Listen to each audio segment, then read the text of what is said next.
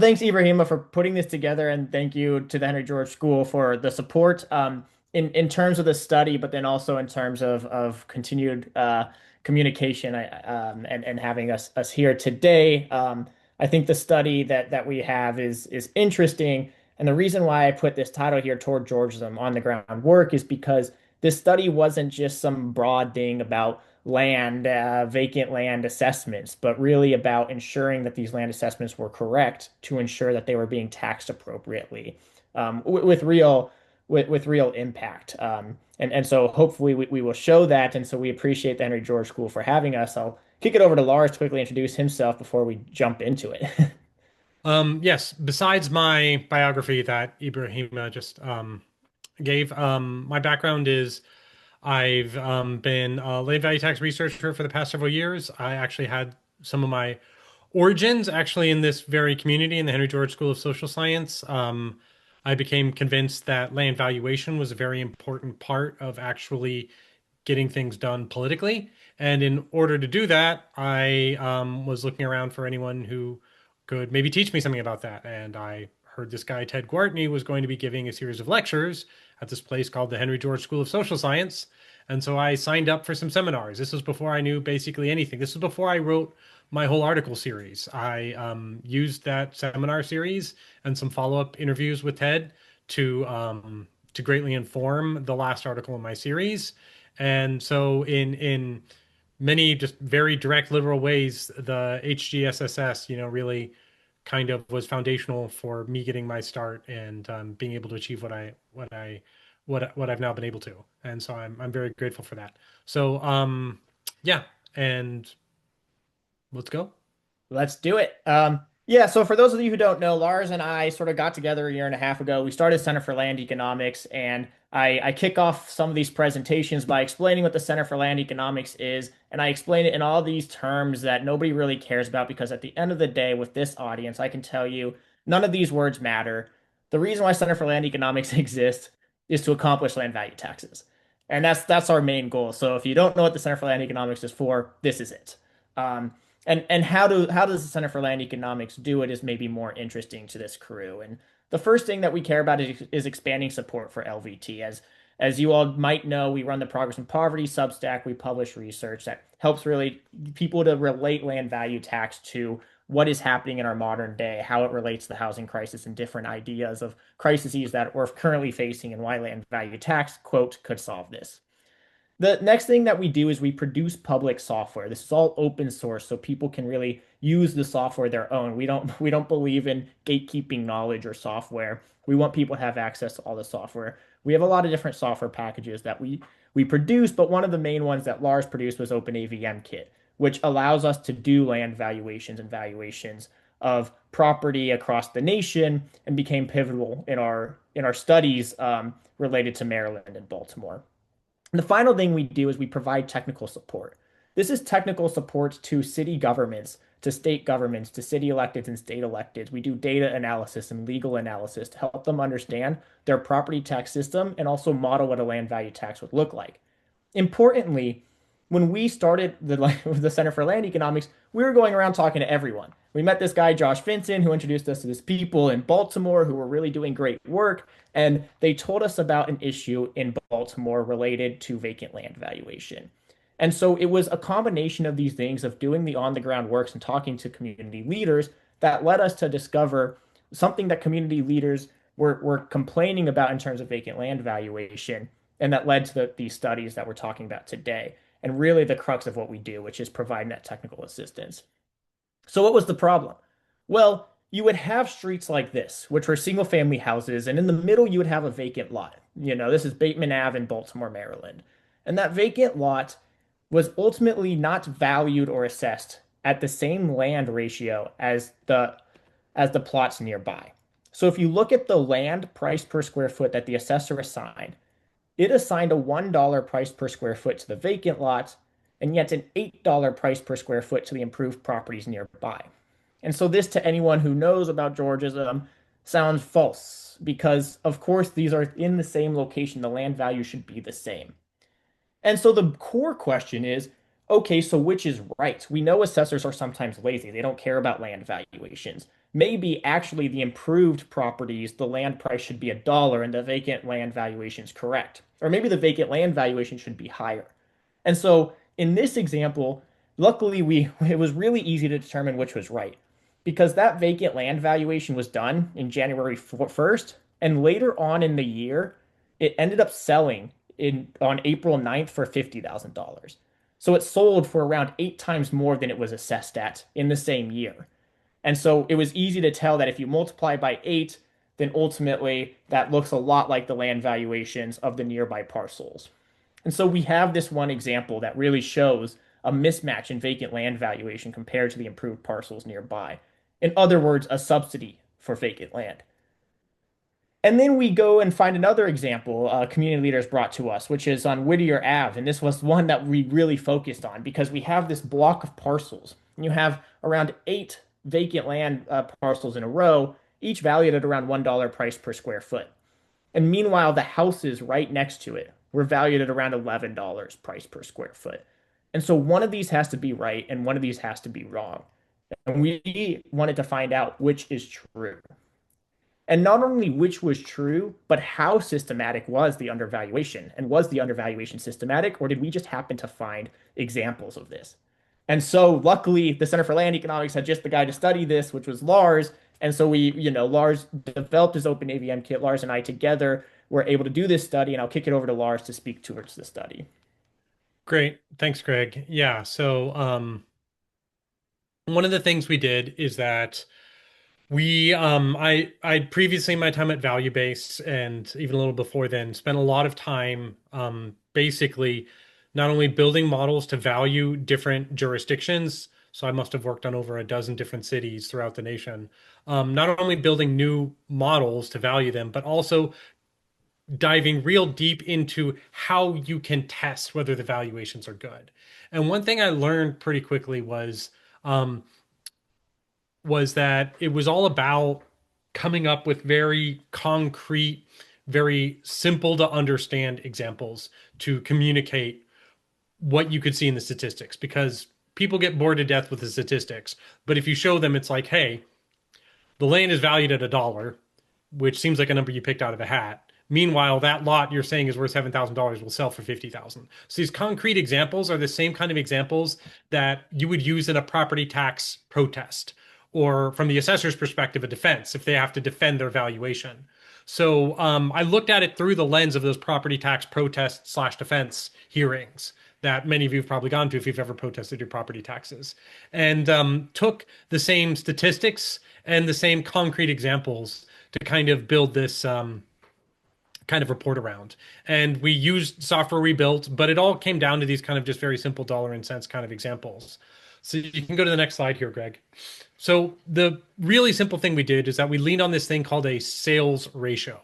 And the sales ratio is basically you just compare the price a property sells for versus the price that it's valued at.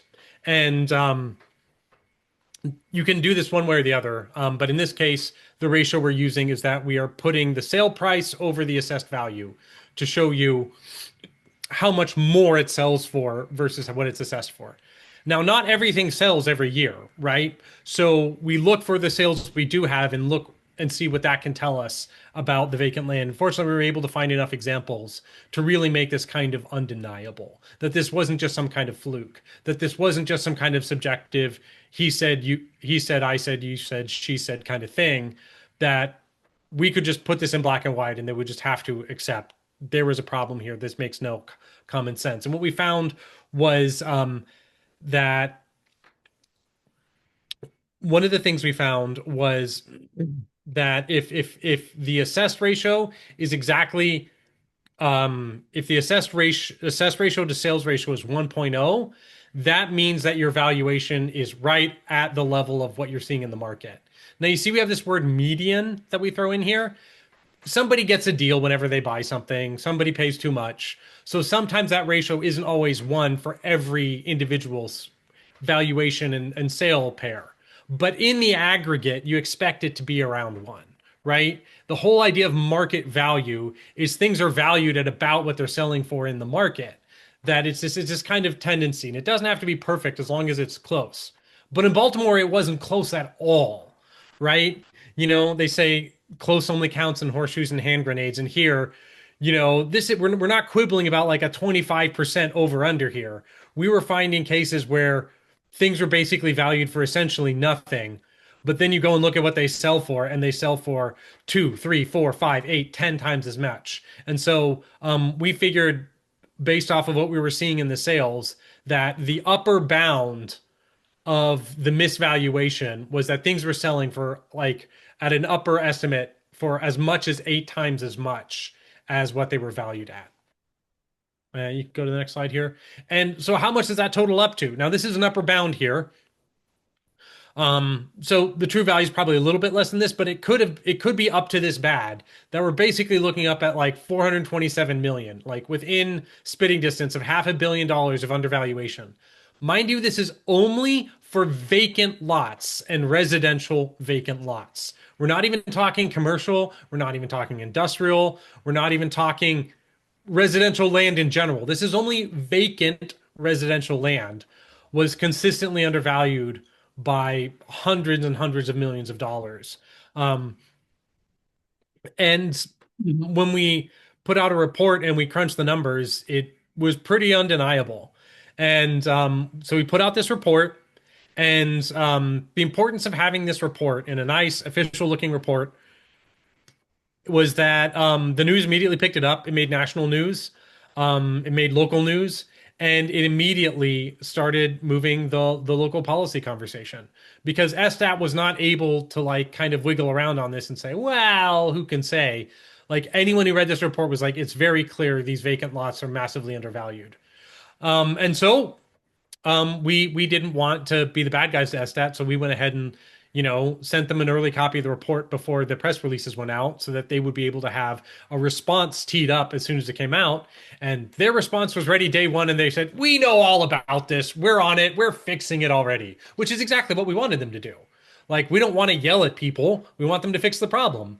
And so if we can motivate them to do so, then that's great. We call that a win. And so within like minutes of our press release going out, SStat had their own press release saying that they were already on top of this problem and they're already going to fix it, and they already got a whole, what do they call it? It's not a strike team, whatever it is, like one of those groups, dedicated exactly to solving this problem. And they've started working on this problem since, and they have genuinely been fixing it because it didn't really take too much to fix it. It just needed a spotlight shown on it that it was indeed a problem. But this raised the question.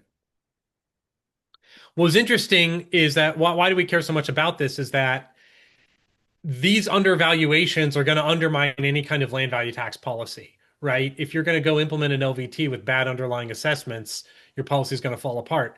And so, ironically, yes, task force was the word I was looking for. Yes, thank you very much. So the other thing I found out once we did this, we had an interesting hurdle came up is that having proved this, a lot of people assumed, well, if it's this bad in Baltimore, is it this bad everywhere else? Because if it's this bad everywhere else, like let's just give up now. And we were like, well, let's see. Let's see if it's this bad everywhere else. So we did a follow-up research project again with HGSSS after hang on, I'm getting a cough drop here. So we decided to do a follow-up research after our initial one, which was scoped only to Baltimore. We were only looking at Baltimore and only at residential vacant land. And then for our follow-up, we're like, okay, we're going to zoom out and we're going to look at all of Baltimore. And we're going to answer, not Baltimore, all of Massachusetts. No, not Massachusetts. Maryland. Maryland. Sorry, yes, Maryland. Baltimore, Maryland. I know what states are. Um, Baltimore, Maryland. Yeah. Is it all of Maryland that is the problem, or is it just Baltimore? And so, next slide. We created a whole pipeline for this. Fortunately, we were able to work out a national data partnership with Regrid. Regrid is a company out of Detroit. Some great people there, Alex Alsup, we work with all the time. They collect all the parcel data from every jurisdiction in the country and they normalize it. So it's all got the same field name. So you can just go ahead, pick it up and use it right away. So we grabbed that data. We did a little bit of structuring and data cleaning, removing duplicate records and stuff like that, classifying things into different groups like residential versus commercial. And then we zoomed in only to our residential parcels and we combed through all the sales. I looked at all the residential vacant sales in all of Maryland. It helps that Maryland's a smaller state than Texas. I went through all of those within our sales window to make sure I was only looking at real valid sales because it would be easy to make SStat look artificially bad by including all these non-arm's length sales for like $5 or whatever. But I wanted to just give them the fairest shake possible. So we did some algorithmic screening and some manual inspection until I was super confident that every vacant sale I was looking at was a real sale. And then we compared that to the valuations on a per county basis and calculated this median ratio. Now remember, if they're doing their job, it should be at about 1. That means that the vacant land is being valued at about what vacant land is selling for. It's okay if it's a little over, or it's a little below, but you want to see it hover around 1. And we wanted to see, does Baltimore stick out like a sore thumb, or is Baltimore in the same boat as every other county? And drum roll, please. The results. Baltimore sticks out like a sore thumb, and it's not even close. Baltimore turns out to be the only, and by Baltimore, we mean Baltimore City. If you look at that one right next to Baltimore, which says BACO, that's Baltimore County, which is the area right around Baltimore City. And it's doing fine. It's doing perfectly fine. It's only Baltimore City specifically that is undervalued to this degree for residential vacant land. Now, if you look at some of the other cities here, other counties, sorry, you notice that we do have like some decent undervaluation in some of those. You've got Dorchester, that's hovering around like maybe like 0.7. That's quite the discount, but it's nothing like Baltimore. Absolutely nothing is like Baltimore. We even have a couple cases of 2 counties that are like a little overvalued, but Baltimore is the only one that's undervalued by like multiple multiples, right? And this was just like something we had, so this definitively proved that that the problem is unique to Baltimore. And this was a hopeful finding because it indicates, well, if we fix this problem in Baltimore, like it's not like we have, I'm sure there's cleanup work to do in the rest of Maryland, but the rest of Maryland is probably in like, kind of just at the same average level the rest of America is. And it's like probably fine, So if we just clean up Baltimore, we're gonna be in a good spot. You can go to the next slide here. So we wanted to do another quick analysis here. There is a phenomenon which is known as sales chasing in appraisal. And this is where the assessor just looks at the sale price for a property and just writes down that as the valuation. And the problem with this is it leaves you with no method for everything that didn't sell. So it's a way to basically cheat on your test. You got 100,000 parcels to value and say 1,000 of them sold. You just copy the sale price. You're going to get a 100% score, right? The problem is, what about things that haven't sold?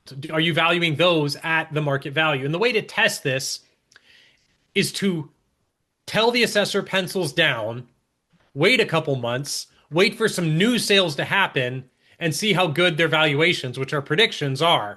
And if they're doing their job, their valuations that happen after the pencils down deadline are going to be about the same as they were before. And as it turns out, we've noticed that Baltimore did have a pretty big discrepancy for valuations before and after, but even so, both of them were very below the deadline. But it is really interesting if you look at some of these counties, their valuations before are like right at 1, and then their values after are like completely off in the stratosphere. If you go back to that, Greg, yeah, Dorchester sticks out here, where they've actually got quite a undervaluation problem, and they're hiding it by sales chasing on everything that comes before the pencils down deadline. And then everybody else is like, most of them are pretty fine, and then some of them have, an issue or two. But again, nothing has the issue that Baltimore has. And so this is a way that you make sure that your findings are statistically valid and you're not just that the wool's not being pulled over your eyes. So we just wanted to do these checks to just make sure that our stuff had really good industry standard, kind of numerical validity. Yeah, we can go to the next one here.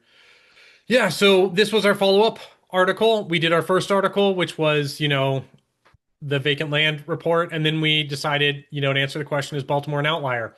And again, we sent this to SStat ahead of time, and this made news as well in Baltimore. And we were happy to point out on the same day we put this out that SStat has already started fixing the problems. When we were showing you their undervaluation compared to all the counties, that's before they made any fixes. So presumably, if we were to include their latest fixes, their scores would look much better now. And so we see this as like a real win. That this is a clear example of how we can do a targeted bit of research, um, put it under the noses of the right people, and talk to them ahead of time, give them an opportunity to make themselves look like they're doing the right thing, and then get some actual meaningful change done. And this counters a whole lot of arguments for why Maryland can't do LVT because of the vacant land problem in Baltimore. Or once we pointed out, oh, well, if Baltimore is this bad, everywhere is this bad, so it's all doomed. This proves that we can do things better. We can fix things by making some obvious procedural changes, which are now being made, which is great. Great. Yeah, this was a huge undertaking. And again, the scale of this problem was large. And those examples I showed you at the very start of undervaluation, these recent round of revaluations by SStat, which only covered a third of the city, we're already seeing those examples that we specifically called out to SStat being fixed. And so we're optimistic. There's still some like slight things that we think SStat gets a little bit wrong. There's a lot of data quality issues that SStat could improve, but that's true of every assessment office. The large problem is being solved. But also just to zoom out a second is, how can we unlock the market even more? Baltimore is an area with very high property taxes. And so when we think about these property taxes, they are over 2%. I mean, some of the highest property taxes I've seen in a lot of cities that we're operating in. And of course, the people on this call will understand that that property tax has two baked in incentives to it. It has that building tax on it and that land tax, right? And so a 2% building tax is really large for a city that's really struggling from lack of development.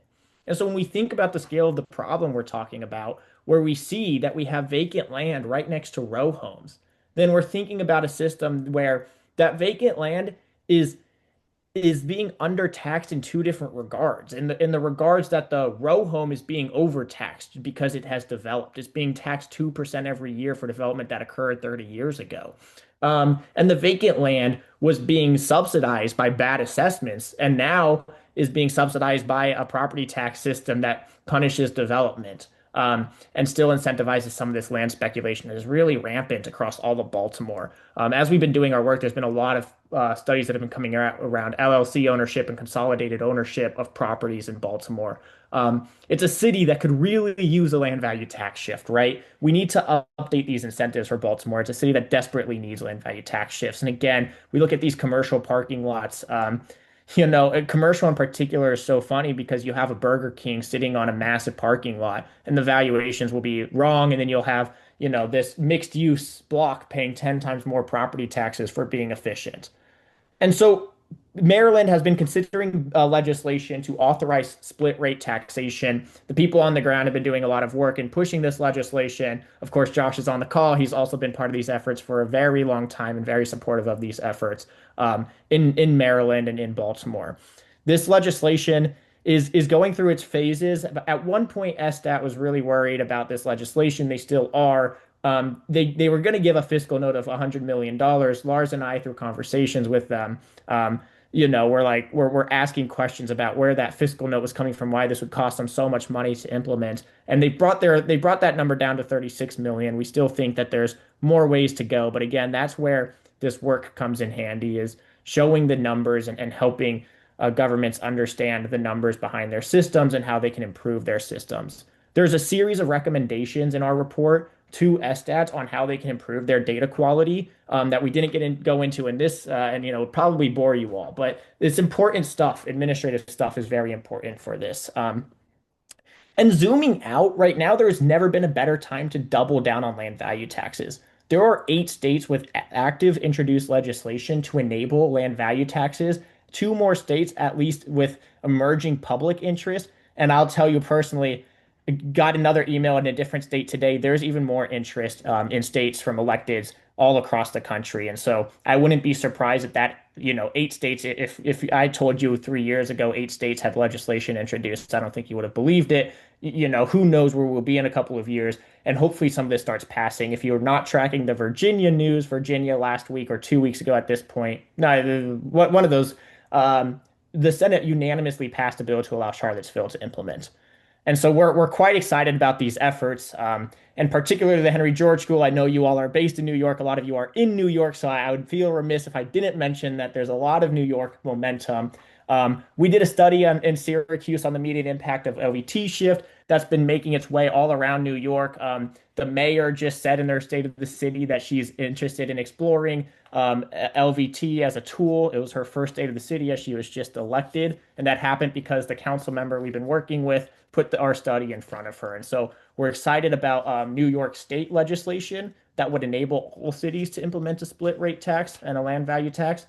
And we're also excited because New York City is considering the Interborough Exchange, the IBX, which is this large project. It will be the first project, the rail project in New York City that would connect that wouldn't run through Manhattan. Every other rail project runs through Manhattan. So it's connecting a whole bunch of train stations that run through Manhattan in the inner boroughs. Um, and so this project is going to create a ton of money. And it turns out that New York City already has the authority to implement land value tax around these stations. And so we're pursuing that with some strategic partners to see whether we can make this politically feasible and make the numbers really match up and pursue this. And so I feel remiss since Henry George School is based in New York if I didn't mention all the progress there. But yeah, we should be doubling down on land value taxes. We're very excited about the work that's happening, and we're very thankful for you all for listening to us talk about really nitty-gritty assessment stuff, and then hopefully with some inspiration at the end. Thank you all.